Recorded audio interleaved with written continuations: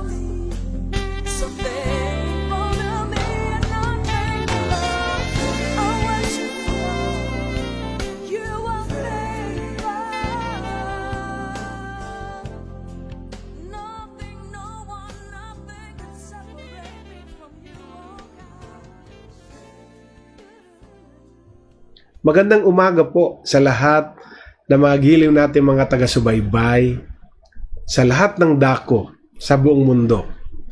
Bago ko simulan ang pagtalakay sa topic natin ngayong napakagandang umaga, ay manalangin po muna tayo, mga minamahal. Aming Diyos at aming Ama, tunay po na kayo ang pinagmumulan ng lahat ng bagay. Maasa kami na patuloy pong ibuhos ninyo sa amin ang mga bagay na alam ninyong kailangan namin sa aming mga buhay, sa aming pamilya, at sa aming pagtupad sa aming mga tungkulin. Bilang mga lingkod mo at bilang mga anak mo, kami ay maging buhay na patutuo dahil dadaloy sa amin mula sa iyo ang mayamang mong grasya. Maraming salamat. Pagpalain mo ang umagang ito at ang buong maghapon as I declare your blessings sa bawat isa. Amen. Sa pangalan ni Jesus. Amen and amen. Ang topic ko po ngayong umaga ay none of these things move me. None of these things move me. At mula sa topic na yan, ating tayo magbabasa ng mga talata sa Biblia na i-connect natin sa topic, sa title ng ating topic ngayon, None of these things move me.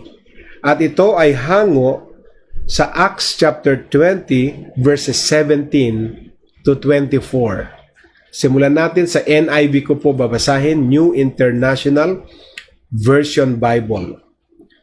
Sabi sa verse 17, from Miletus, Paul sent to Ephesus for the elders of the church. When they arrived, he said to them, you know how I lived the whole time I was with you. From the first day I came into the province of Asia, I served the Lord with great humility and with tears, and in the midst of severe testing by the plots of my Jewish opponents. You know that I have not hesitated to preach anything that would be helpful to you, but have taught you publicly and from house to house. From verse 21, I have declared to both Jews and Greeks that they must turn to God in repentance and have faith in our Lord Jesus. And now, compelled by the Spirit, I am going to Jerusalem, not knowing what will happen to me there. I only know that in every city, the Holy Spirit warns me that prison and hardships are facing me. Ang huling verse po natin sa 24, however, I consider my life worth nothing to me. My only aim is to finish the race and complete the task the Lord Jesus has given me. The task of testifying to the good news of God's grace. Blessed be the reading of the Word. Sa lahat na ngayon lamang po pumasok sa ating online streaming, ang aking pong dinidiscuss na topic ay none of these things move me. At ang aking pong key passage ay Acts chapter 20 verses 17 to 24. Ito pong binasa natin ay napakatinding testimony ni Apostle Paul sapagkat hindi naman lingid sa ating kaalaman kung sino ba siya bago niya makilala ang Panginoon. Alam naman natin na sa tindi ng kanyang aral, sa kanyang relihiyon, ay naging kasangkapan siya upang i-persecute ang church, ang mga believers of the way. At isa nga siya sa nagbigay ng imprimatur, ng approval sa stoning to death ni Stephen. Pero nagkaroon siya ng encounter sa Diyos. At yung araw na yon ng kanyang encounter ay siyang naging focal point, naging turning point ng kanyang buhay. na iwinaksina niya ang kanyang nakasanayang paniniwala at siya ay nagsimulang maglingkod sa Diyos. At napakaganda po, isa sa paborito kong mga verses, kasi siyempre full-timer naman po ako sa gawain, katulad ng iba nating mga kasama.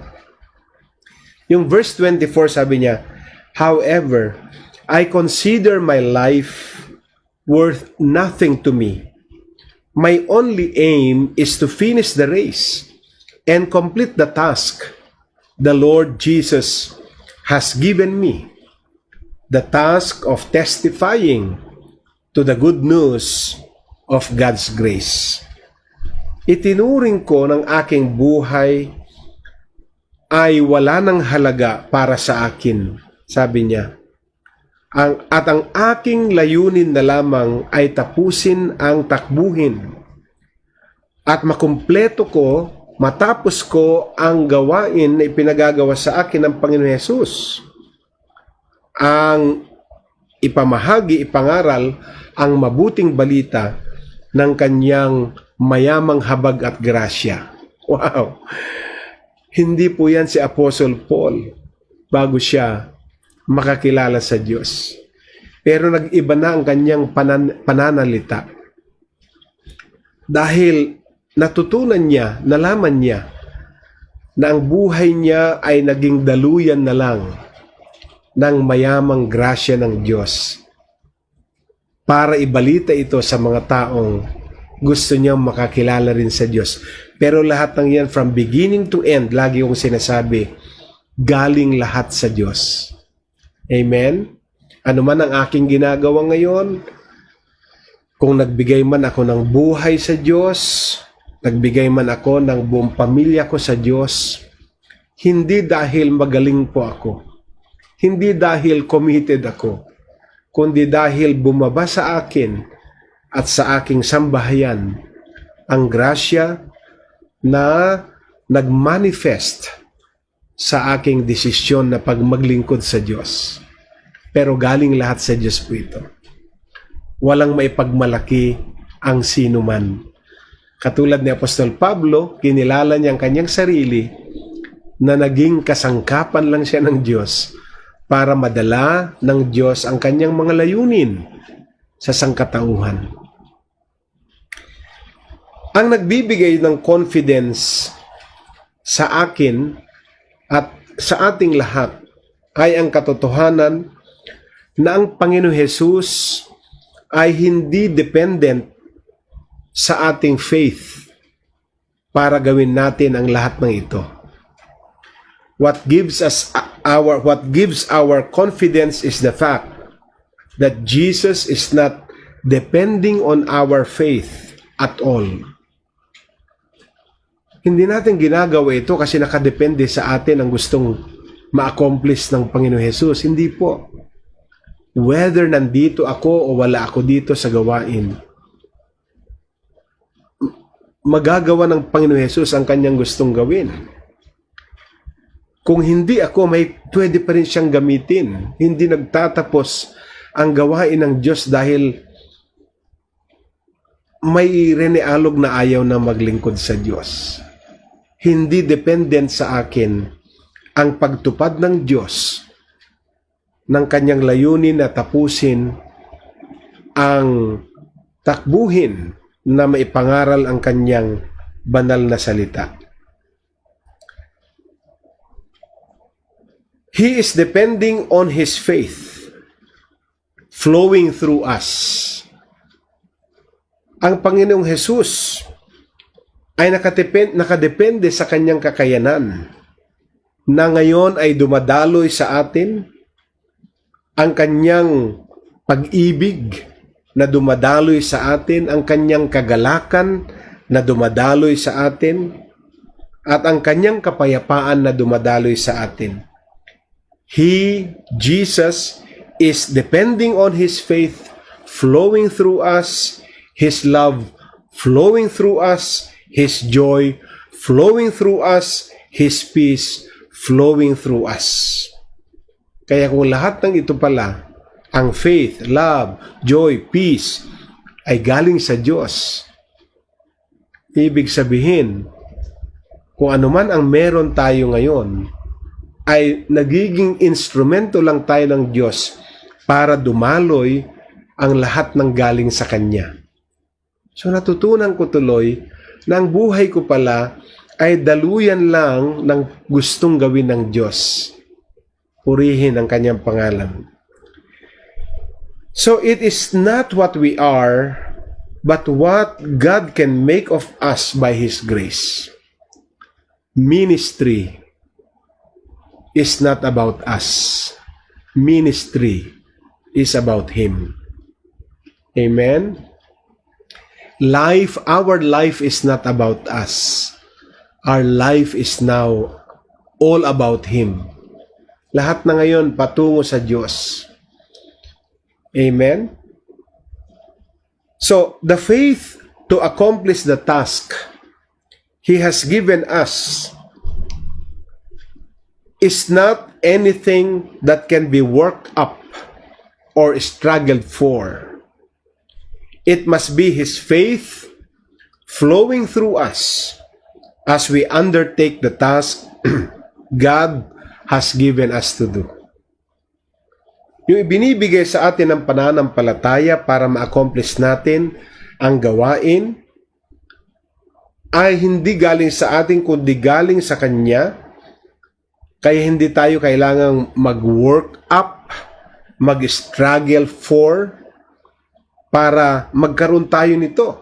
Sapagkat lahat ng meron tayo sa paglilingkod, sa pagsunod, sa ating buhay Kristiyano, ay galing lahat sa Kanya at dumadaloy sa atin upang matapos natin ang undertakings na ibinigay sa atin ng Diyos na dapat nating tapusin.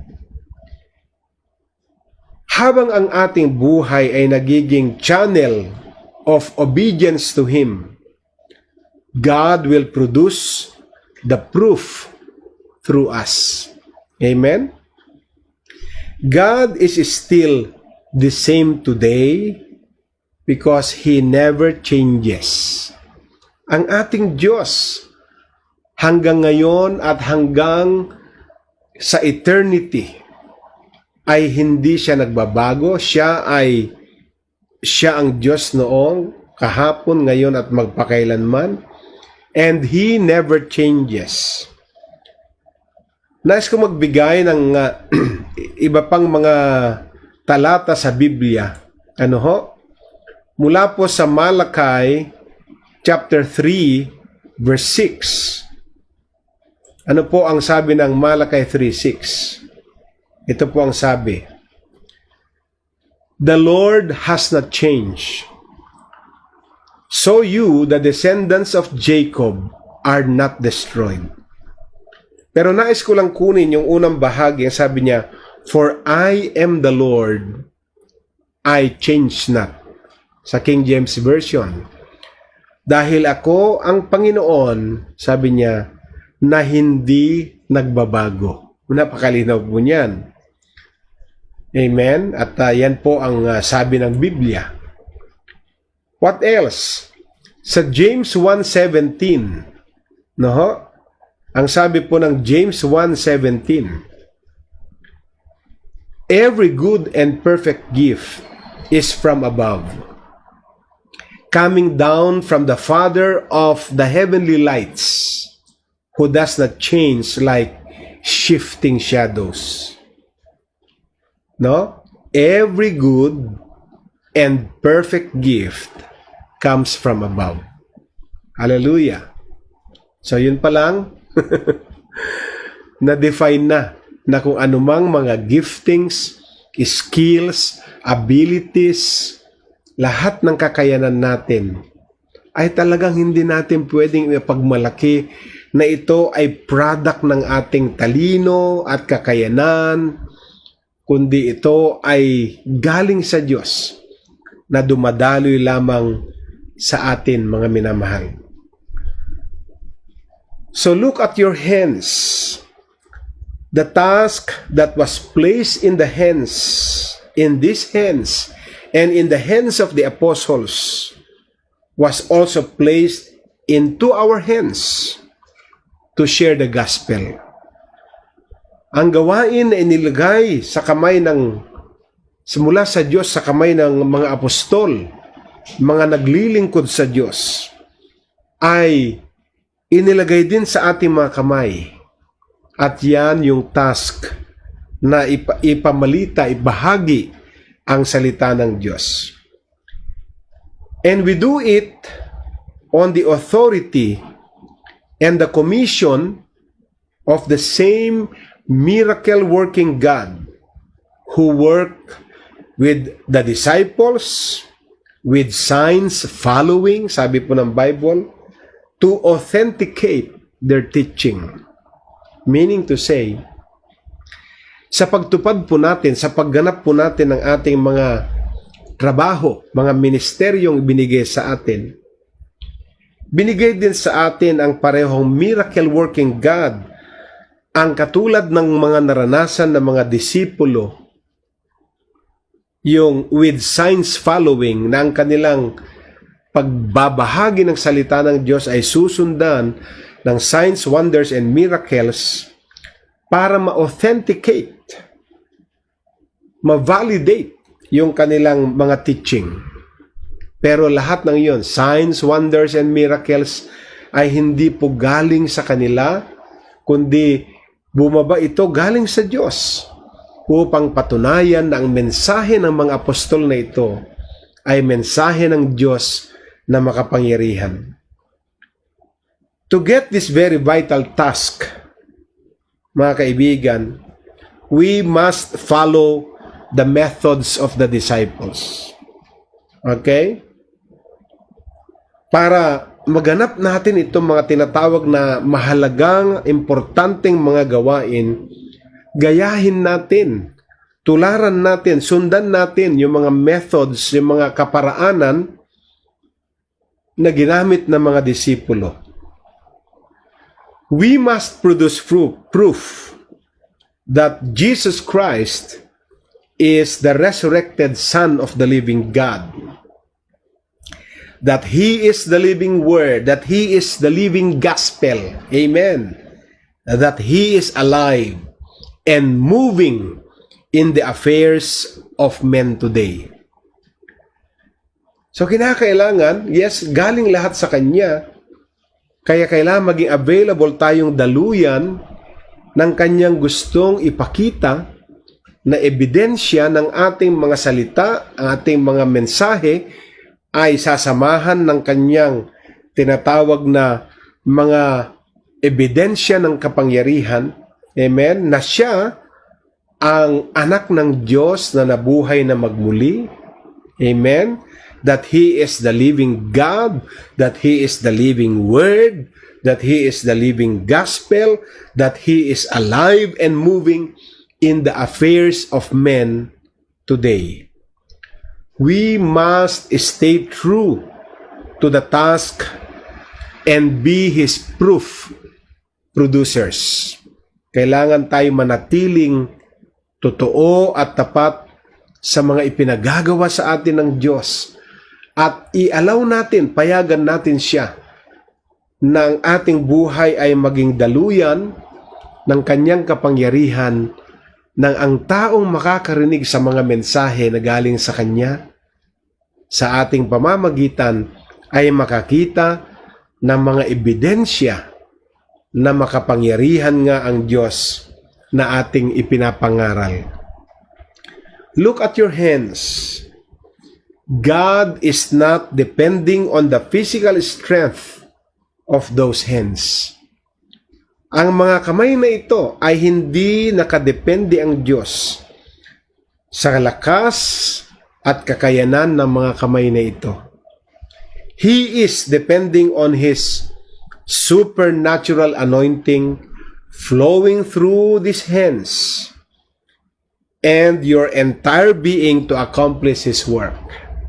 Amen? So gagamitin niya pa rin ang mga kamay na ito. Pero dapat ang unawa natin, ang lahat ng dadaloy dito ay hindi produkto, hindi resulta ng ating pagpupunyagi, kundi resulta ito ng pagdaloy ng supernatural anointing sa mga kamay na ito upang ganapin ang gawain ng Panginoon.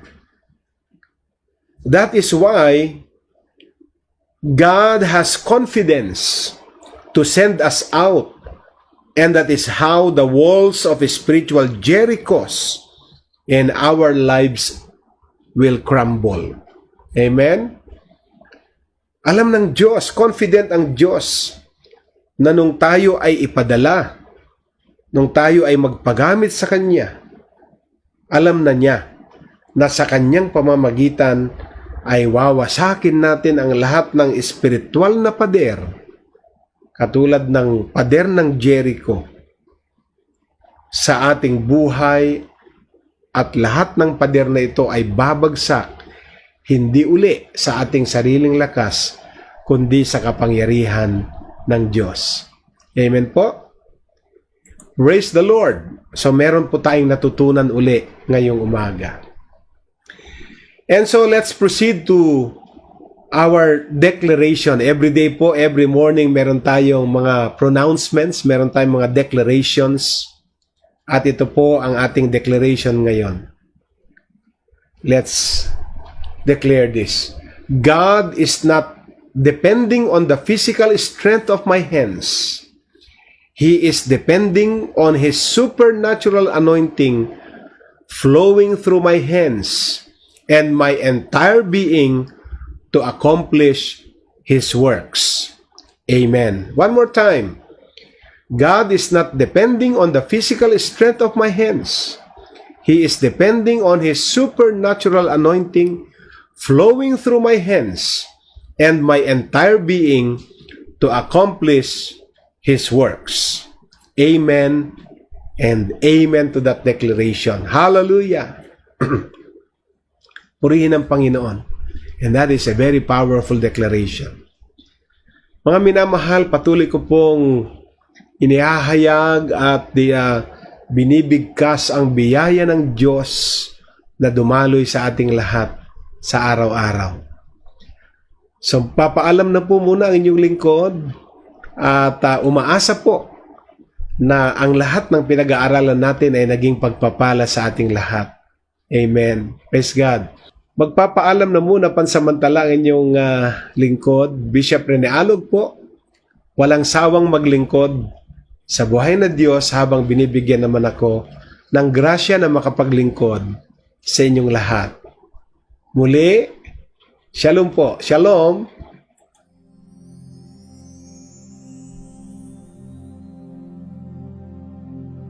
When I look at what you've done in my life, I am so grateful. You are so faithful. When my heart seems to stray from your ways, you show me your mercy. Your compassion never fails me. You are loyal and true.